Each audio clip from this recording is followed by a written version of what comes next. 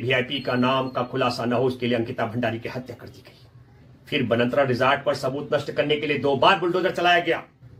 SIT की जांच में भी उस वीआईपी का नाम बचाया गया और अब अंकिता के भाई और पिता को नौकरी के नाम पर पूरे मामले से ध्यान भटकाने की साजिश रची जा रही है।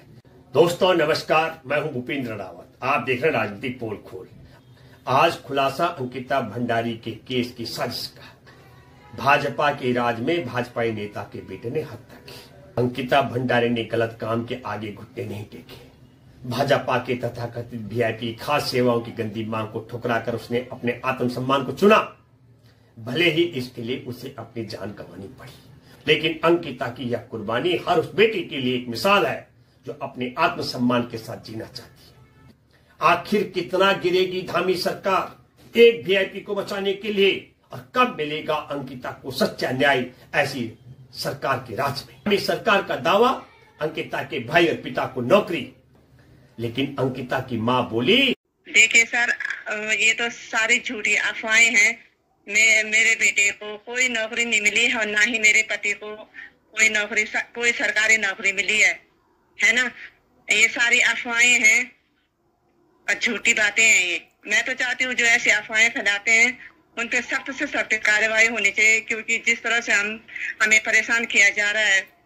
बस ये अंकिता की मां को अभी आप सुन रहे थे। अंकिता की मां ने पूरा दावा किया कि उनको जानकारी तक नहीं है कि उनके पति और उनके पुत्र को कहां नौकरी दी गई है।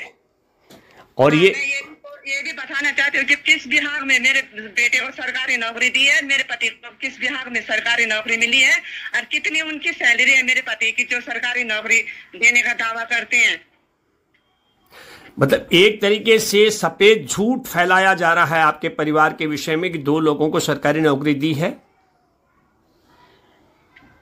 ये तो अफवाहें हैं और सारी दुनिया जानती है कि ये सारी झूठी बातें हैं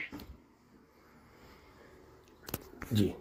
तो अभी बस इस विषय में अंकिता के पूरे मसले पर क्या चल रहा है इसको लेकर के, क्योंकि अभी मानसिक तौर पर भी अंकिता की मां से मेरी बात हो रही है, वो स्वास्थ्य ठीक नहीं है। स्वस्थ होने पर उनके साथ कायदे से पूरी विस्तार से चर्चा होगी। क्या ये परिवार न्याय के लिए हाईकोर्ट का दरवाजा खटखटाने की तैयारी कर रहा है कि नहीं, इस पर दोबारा से बात करेंगे। आपका बात करने के लिए बहुत बहुत धन्यवाद। आप स्वास्थ्य का ध्यान रखा आप, ठीक है।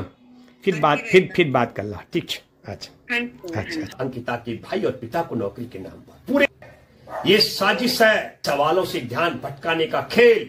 वो वीआईपी कौन है जिसके लिए अंकिता की हत्या हुई? सबूत मिटाने के लिए रिजॉर्ट पर 2 बार बुलडोजर ड्राइवर की गवाही। विधायक रेणु बिष्ट ने ही बुलडोजर चलवाया, फिर भी एसआईटी की 500 पेज की चार्जशीट में रेणु बिष्ट का नाम नहीं। मुख्यमंत्री धामी की भी चुप्पी। रेणु बिष्ट सबूत नष्ट करने में शामिल थी और वीआईपी के नाम पर धामी सरकार खामोश। देश को संदेश, भाजपा के शासन में हत्या करो, सरकार को नौकरी का लालच दो, वीआईपी को बचा लो। सवाल ये गुनाह नहीं तो क्या है? धामी जी सच क्यों छुपा रहे हो? अंकिता के लिए सच्चा इंसाफ कब मिलेगा? धामी सरकार से सवाल करें, वो वीआईपी कौन है? रेणु बिष्ट पर मुकदमा क्यों नहीं? वीडियो शेयर करें, सच को फैलाएं। राजनीतिक पोल खोल के साथ बने रहें। फिर मिलते हैं एक नई पोल खोल के साथ राजनीतिक पोल खोल पर। तब तक के लिए जय हिंद।